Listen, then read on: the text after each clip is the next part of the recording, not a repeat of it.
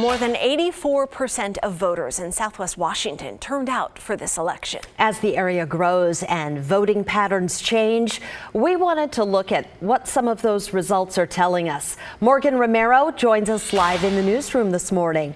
So Morgan, you looked into two races and found two different stories.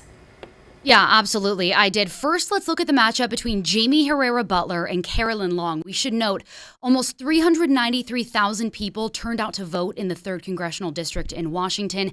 That's almost 86,000 more than voted in the 2018 election.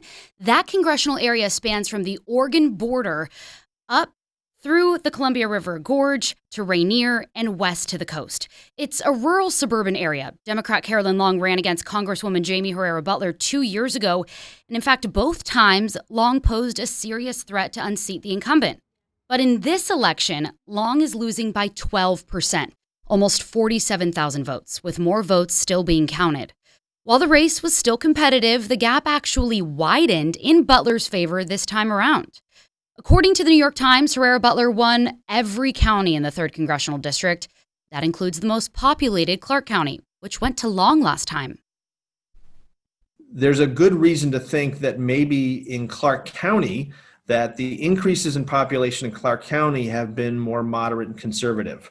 I think that's a possibility. I think what's happening is that Clark County, in particular Vancouver, is becoming the core of the sort of Democratic vote.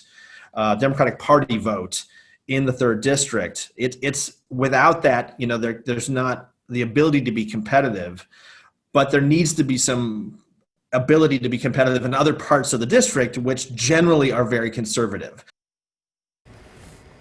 Long, of course, conceded to Herrera Beutler. Yeah, that's interesting. So Morgan, can you talk a little bit about the presidential election? What did the numbers show there? So that's where we really see no cut and dry trends in how voters voted in Southwest Washington.